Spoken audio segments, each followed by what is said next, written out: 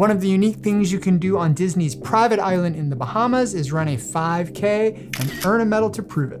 But the process is kind of unique and most people are confused about the course and how it works. But I've done it a few times. It can show you exactly how to run the Castaway Cay 5K. 3, 2, 1. Here we go!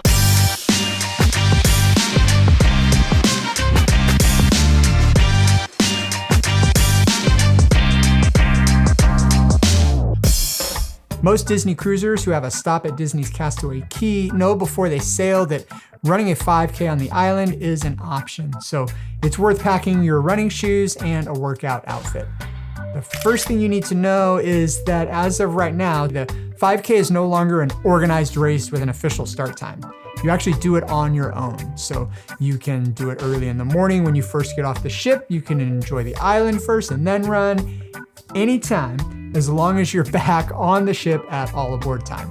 Before I explain how the course works on the island and how to get your medal after you complete it, I'd like to just wipe out some of the frequently asked questions about running the Castaway Cay 5K. First up, do you have to run it or is walking okay? Either is totally fine. There is no minimum pace or speed required. Do you need to sign up for the 5K? Nope. You just go out and do it anytime you want. Can kids run it? 100% absolutely. We've seen plenty of them do it. Is there any difficult terrain on the course? No. It's on an island, so it's super flat and the entire thing is paved. Where does the race start and finish? That's actually a really great question. It's actually the bike rental stand. If you can find that on the map, that's where it starts. Are there showers on the island where you can clean up after the run? Not that I'm aware of. We couldn't find any, so we've gone back on the ship to shower. Can you bring a water bottle or should you bring a water bottle? You can, but they typically have 2 water stations where you can hydrate. Do they sell any Castaway Cay merchandise? It's Disney, so that is a yes. I got a shirt and my hat, Christmas ornament, and there were plenty of other styles of shirts and sweatshirts, and I think a beach towel. They all say Castaway Cay 5K on them. Is it worth doing? Great question. I personally love to run, so I say yes. The medal that you get is kind of a cool addition if you've got a bunch of race medals, but if you don't love the idea of a hot run or walk on your vacation for a race medal, it might not be your thing. When is the best time of day to run the 5K? I personally opt for running it first thing in the morning to beat the heat. I'm sure it's not as hot during the winter months, but we've been to Castaway in June and September and it was really hot. So running early for me is highly recommended. We also like running early because then we can get back to the ship, shower, eat some breakfast, freshen up, and head right back out to the beach, and we still have most of the day. So with the basics out of the way, let's talk about how to do it. There seems to be some confusion about this. And we were confused the first time we did it. First time we laced up and we were ready to run, but we spent so much time trying to figure out where in the world to go to run this thing. We were on the tram, then we were trying to drop our bags at the beach. Eventually, we figured out that the start-finish line is at the bike rental stand, which is next to a shop called By the Seashore. If you find that on the map, you'll find it. The sign is not as obvious as it should be, in my opinion, for the 5K, but you're looking for a small wooden sign that says 5K start.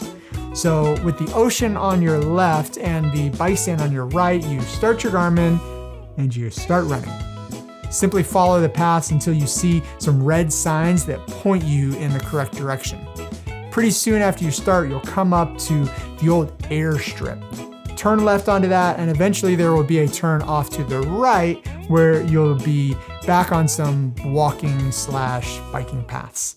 This is the best part of the course because it's less populated and it's actually kind of peaceful back there. But eventually it dumps you back on the airstrip where you want to take a right and run all the way down to the end, U-turn and run back to the other end. At this point, you'll most likely be hot and not appreciating the sun cooking you on the airstrip. But if you follow the signs at this point, you're going to be short on your miles.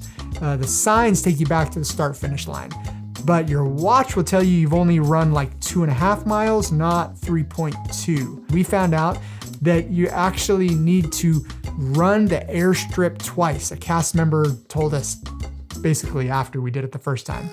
So if you run the airstrip twice, that gets you to 3.2 miles. So the first time you're on the airstrip, follow the signs to the right to the nice peaceful path, and when you get back on the airstrip, you turn right, you U-turn at the adults only beach, and when you get back to the original entrance of the airstrip, you U-turn again. So you run back to the other end where the adult beach is, and then come back around. Basically, you follow the signs and it's on the right, and you go back to the start finish. Now, I don't like the airstrip, it sucks. So what I did on our second time running it was I did the nice peaceful loop path off the airstrip. I actually did that twice and only did the airstrip once. And that, for me, felt a lot better.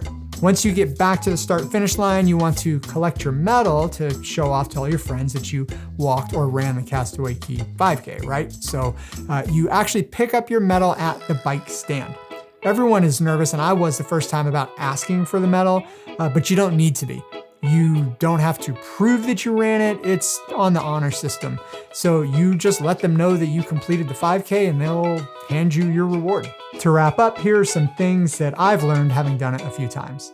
First, I recommend you beat the heat and run or walk it as early as you can. Second, we actually don't take the tram to the start finish line area anymore. We walk from the ship and use that as our warm-up. If you go early, the photo pass photographers and characters are out kind of along the beach and on the path for photo ops, and it's cool to take your picture with your medal.